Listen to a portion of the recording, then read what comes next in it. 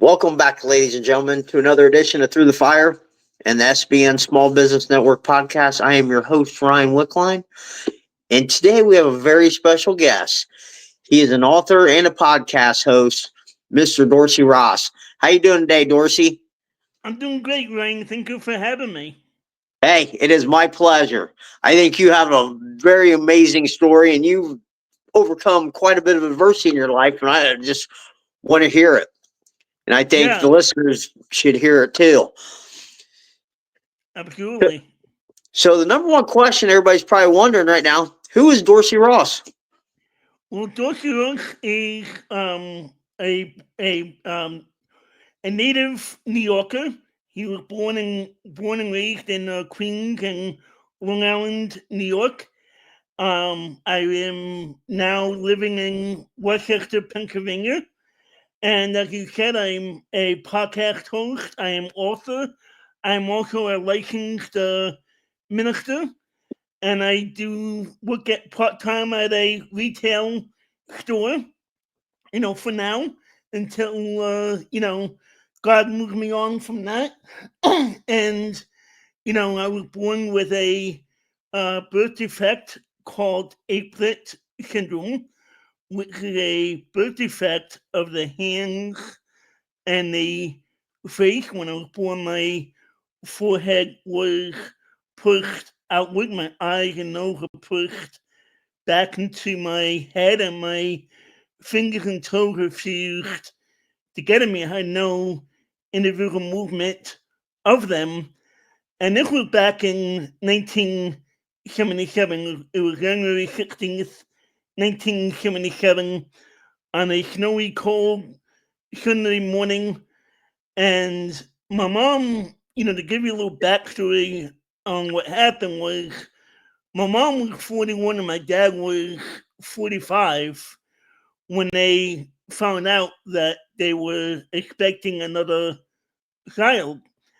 And, as my mom started to gain weight, she, wasn't expecting to have another child. And, she thought, could this be a tumor? Could be cancer? What what exactly could this be? And, like most people, she went to the doctor, and, the doctor did tests on her, and and the doctor said, well, you're not, you don't have cancer, you're healthy, but you do have a baby boy, a baby growing inside of you. And unlike, now, they didn't have the testing and the technology like they do today to determine the health of the baby, and, be able to diagnose different, birth defects and different elements of the baby growing inside the mother's womb or the woman's womb. So they were not expecting to, have a child or a baby with a birth defect, and the doctor would probably even caught off guard as well.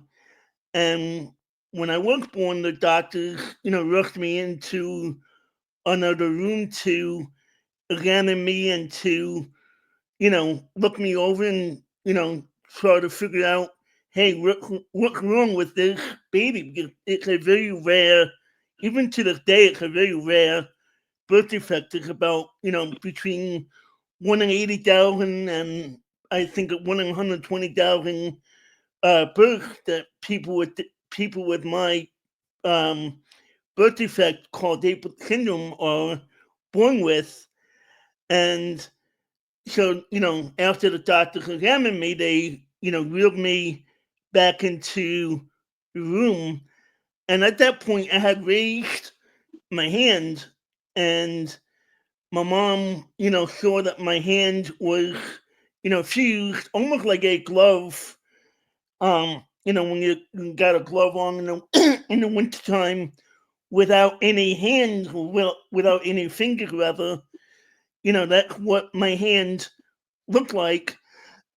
And he said, well, if that's the only thing that's wrong with him, then we'll deal with it and we'll be okay. unfortunately, the doctors came back into the room and explained to my parents that I also had no soft spot or no skull opening, which allows the brain to grow and allows the brain to function normally. And because of that, the doctor said, we think that the best option for you would be to, sign the papers over and to put him into a institution and to let him be, you know, because they said, he's not going to survive. He won't make it.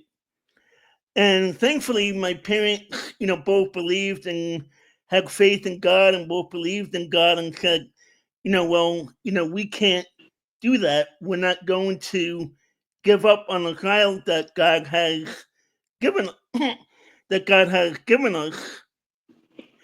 And they said, well, we'll take him home and we'll see what happens. And they found out, well, while I was in the hospital in back in New York and Queens, that doctors at Columbia Presbyterian Hospital, which is now a very famous hospital in the city there, they said that, they found out that doctors there were doing operations similar to babies like myself, and they took me there and they said, well, the doctor said, well, we can operate, we can relieve the pressure on his brain to allow the brain to grow and allow the brain to function normally, but we can't give you any type of, prognosis on his outcome.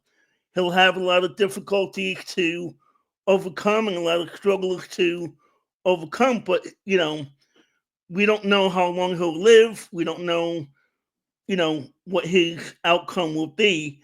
So at 6 weeks of age, I had my first of many operations to open the skull and to allow my brain to grow and allow it to function normally. Wow.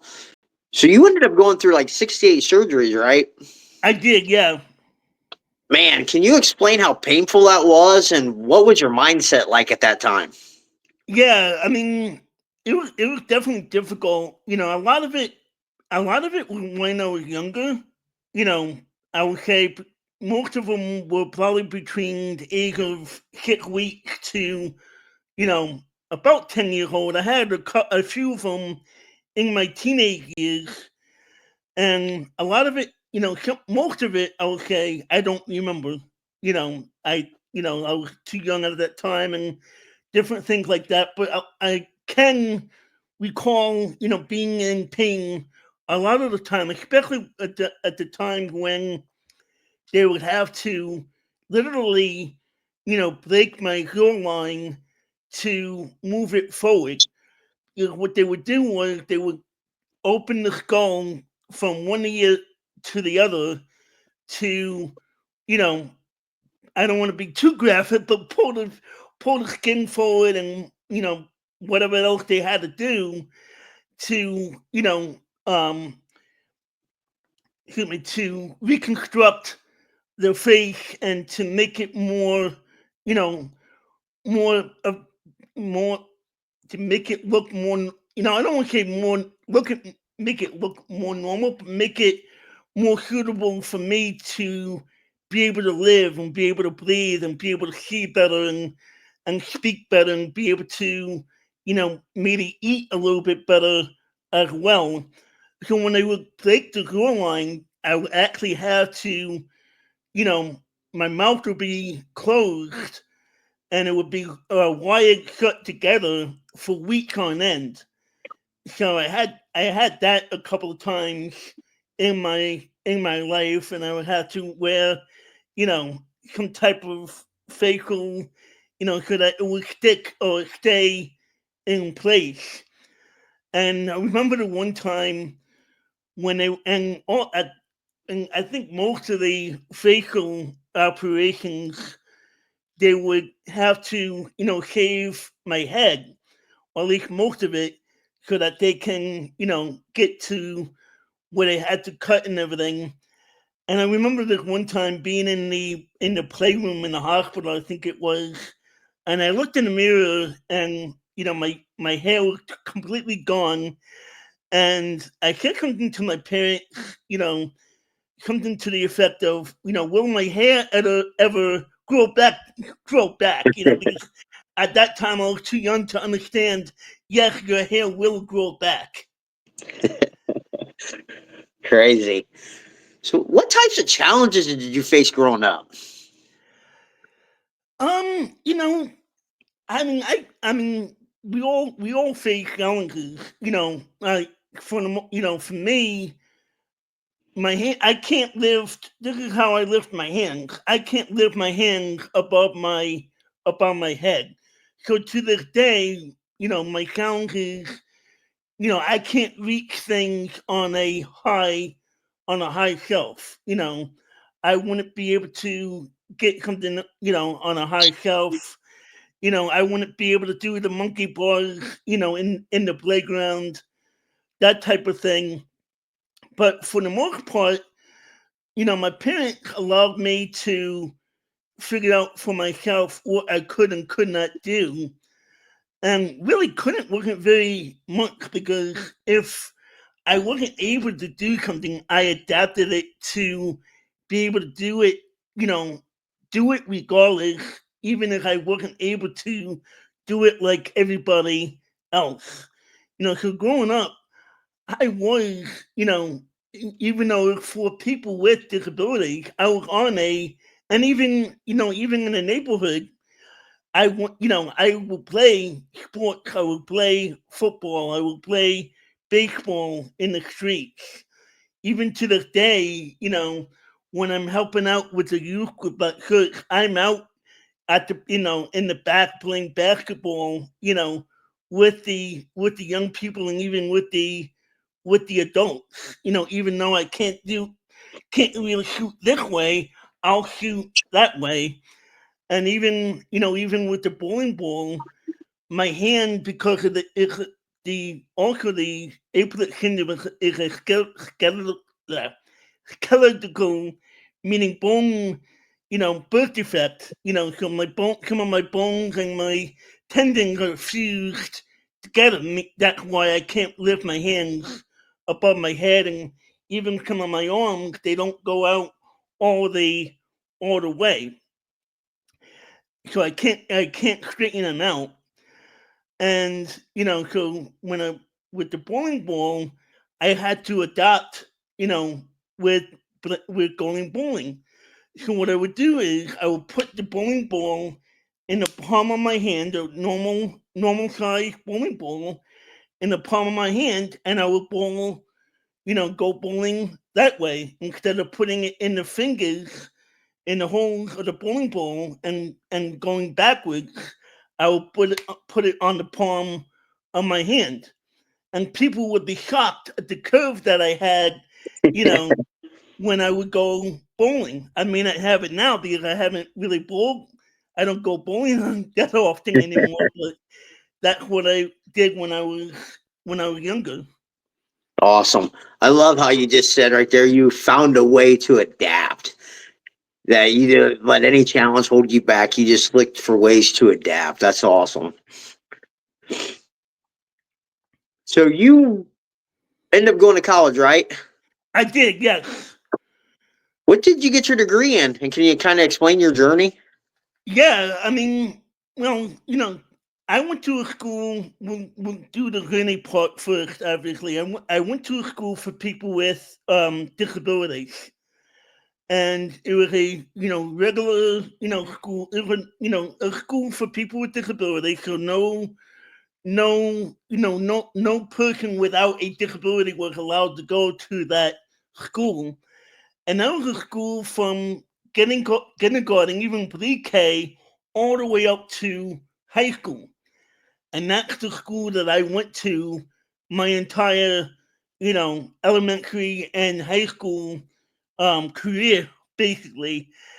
And it was tough. It was tough for me to learn and to study, and in and out of the hospital. Especially when I was younger, it was difficult to go to learn and to study and do testing and memorize, certain things.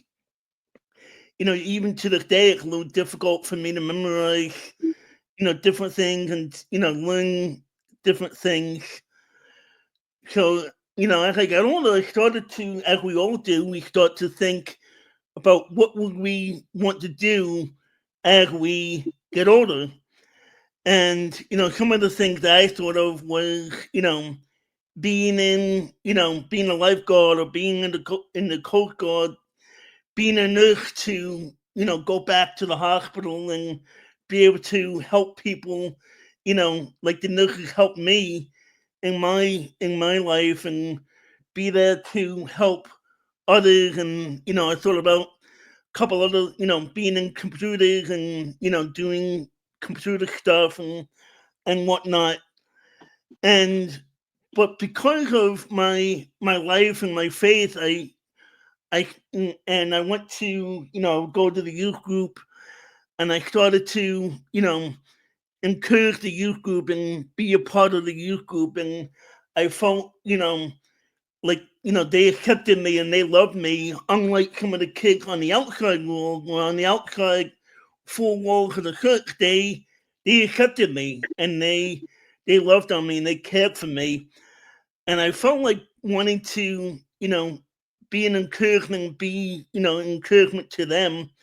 So I felt like being in youth ministry is what I wanted to do. And as I got ready to go to college, I had to have a meeting to determine, you know, because of it being a school for people with disabilities, is this a good idea for Dorsey to go on to college? And because not every student that I went to school with was able to go on to college. And in this meeting, my mom was there, and my high school history teacher was there, and he was asked, do you think that Dorsey will be able to make it in college? And he said, no, I don't think that Dorsey will be able to make it in college. I don't think he has the ability to make it in college. And my mom was there, like I said, and they asked me, what do you think?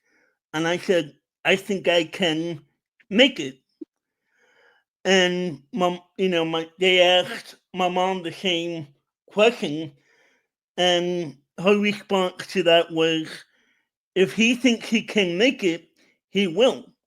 The one of my life sayings, I never thought about it until just recently, the last few years, but I never used the word can't in my vocabulary. That's a very, that's a word that's very, I don't use it very often, if at all.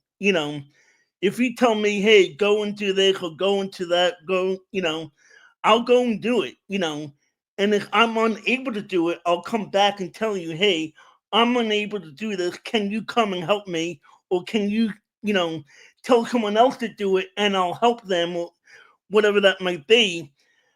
But, regardless of what that high school history teacher said and what those people in that meeting thought, I went on to college. I, sent in my applications to several colleges, and I went on to attend Queens Borough Community College.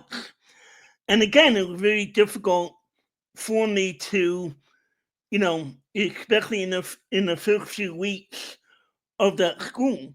I went to like I said, I went to a school where I knew everybody, knew all the teachers, knew everybody's name. And then I went to a school of a couple thousand people where they didn't know anybody. I was walking, I was, the only one on that campus that, excuse me, I was the, I didn't know anybody on that campus. And then, you know, I finally found out that they had a Chi Alpha Christian club on that campus. And I went to the meeting, got to meet several people, and I finally found out, oh, excuse me, I finally felt like, hey, here are the people that will help support and encourage you during this time. And it took me it took me 4 years to do a 4 year, a 2 year community college, but I still graduated. I still got my associate's degree in liberal arts. And even after going to 4 years of college, I still felt like I wanted to go into ministry and wanted to, do something with ministry. So I started to attend Valley Forge Christian College, which is now the University of Valley Forge. And again, it was very difficult for me. I had to take several classes over.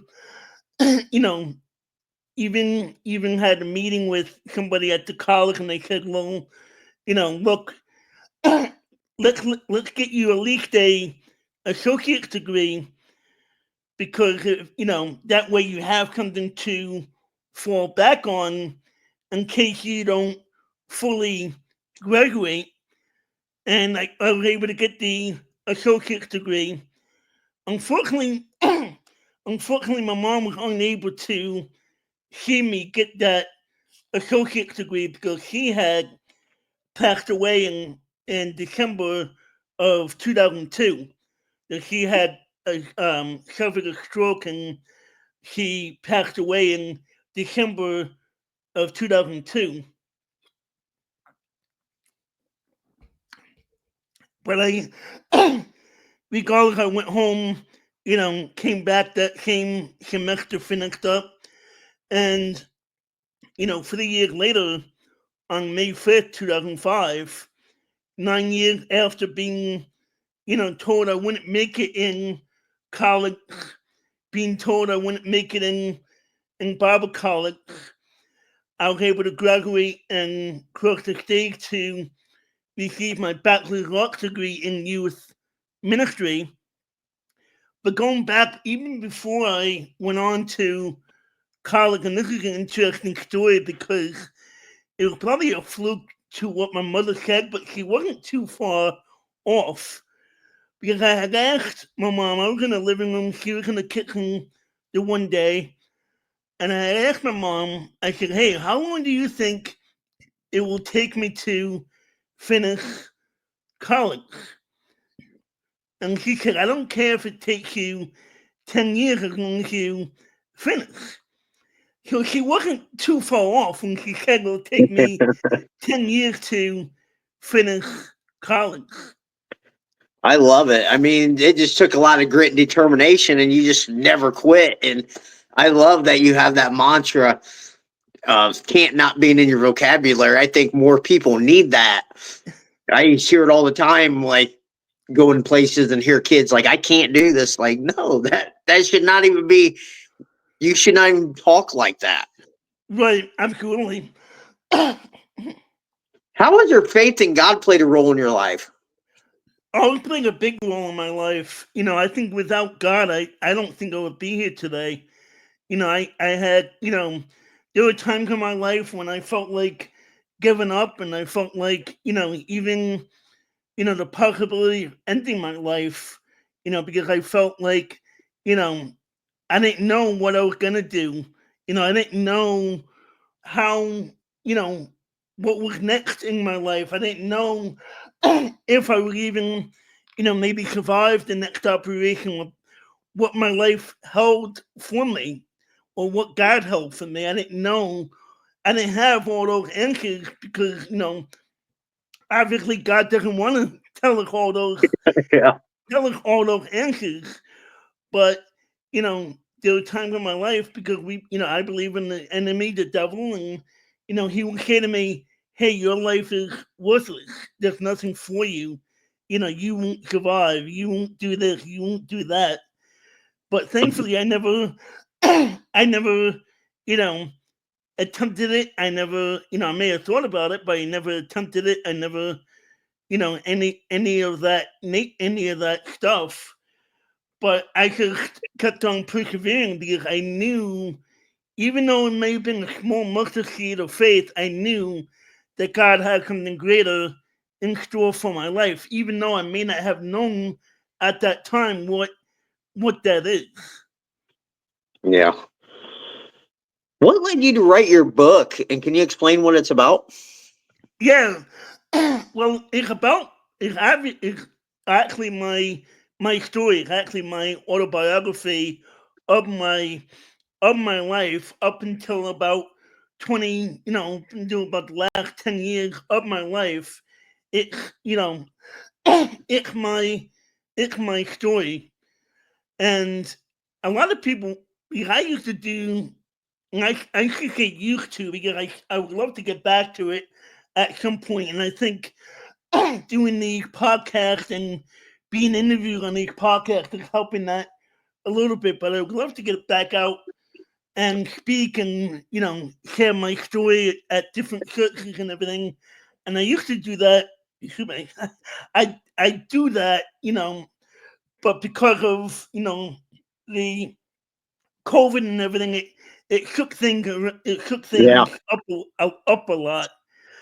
And but while I was doing that, a lot of people would say to me, "Hey, are you gonna write a book? Are you gonna write a book? Are you gonna write a book?" So eventually, I caved and I started to write it and started to look into what I needed and what that looked like and everything. So the initial edition of it came out in 2016, and then I did a rewrite of it in 2020 when it came out in 2020, and I did that all through Amazon. Awesome. What was the most challenging part while you were writing Trying to come up with what I wanted to what I wanted to write about, trying to it? figure out what the next chapter was going to be about, and getting titles and everything of that nature. Awesome. So you have a podcast too on top of writing a book. I do. What inspired you to start podcasting? The COVID. Because you couldn't get out to churches and tell your story. So you're like, hey, I'm just going to start here and start a podcast and tell it. Well, initially, somebody actually invited me on to their podcast, Oh, really? and yeah, they initially, asked me to come on to their show and said, "Hey, we'd love to have you on, share your story." And I went in, and it was a friend of mine who interviewed me, and I loved it. And I was like, "Hey, this is a really nice, really cool idea. Let me, because COVID was COVID, and we had nothing else to do. So I was like, well, I'll look into it and see what I need and and whatnot." So as we all do, we start out small, and I started getting my friends to come on and share their story, and then I started looking into what else I needed and who else I would like to come on, and it started steamrolling. And for the last 5 years, I've been hosting the Dorsey show to have people come on and share their story of faith and overcoming and endurance. And I wanted it to be a show of faith, but also a show of encouragement to other people, so that they can be encouraged by what other people are going through. Because I think a lot of the time when we're going through something in life, and I think we forget that there are other people going through similar situations, or maybe different situations, but we forget that there are other people out there, going through trials and trials and situations. But I want to let other people know that, hey, you're not alone. Yeah, I love that idea. I mean, that's kind of what this is about too. Like showing people that, hey, everybody's dealt some sort of bad cards in life and have to Right. go through some sort of trials, adversity, whatever that may be. Everybody has it. But it's Yeah. the ones who refuse to quit and play the hand they're dealt that have success. Right. And I love how you're getting out there and just bringing on people to share their testimony and love for God. I mean, I'm a big believer in that.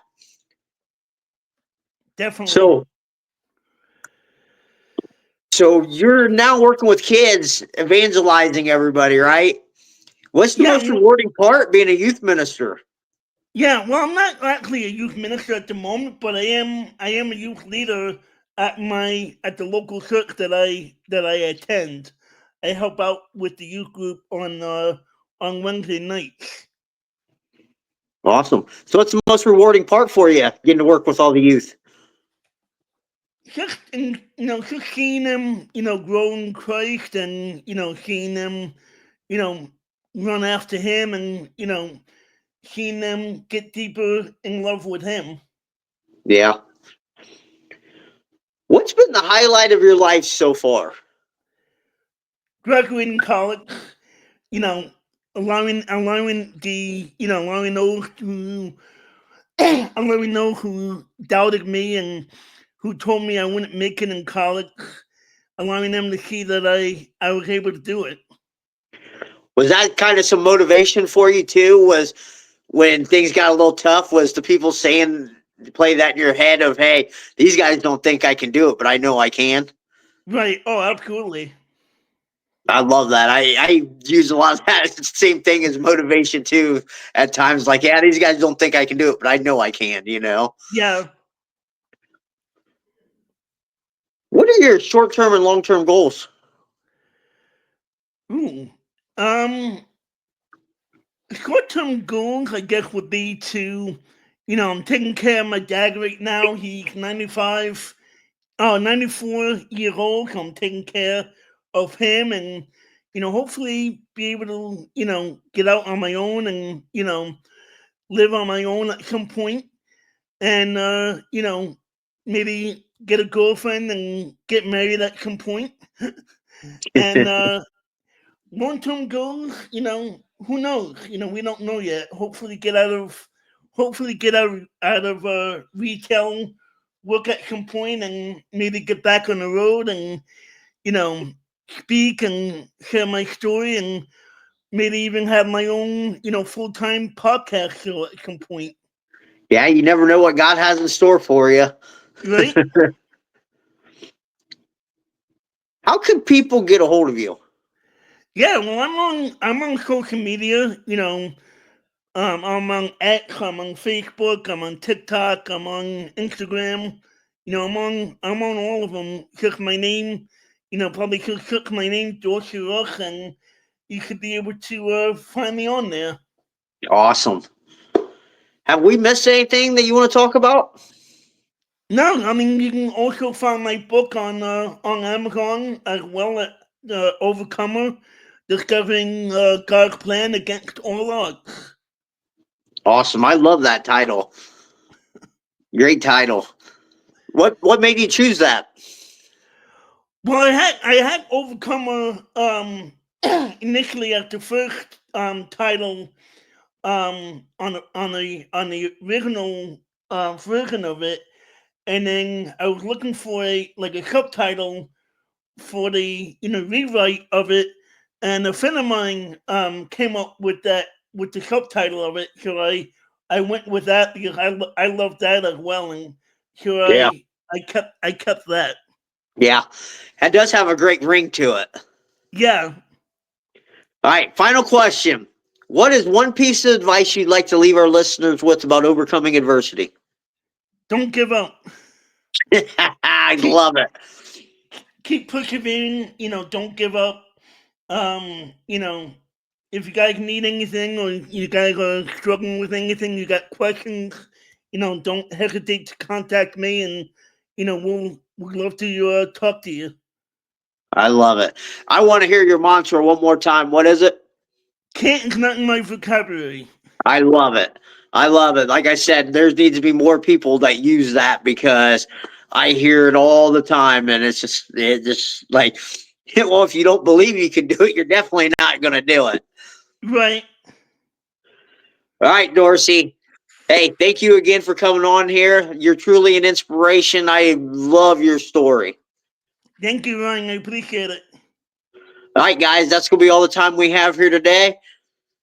Remember, the only way to get what you want is go through the fire.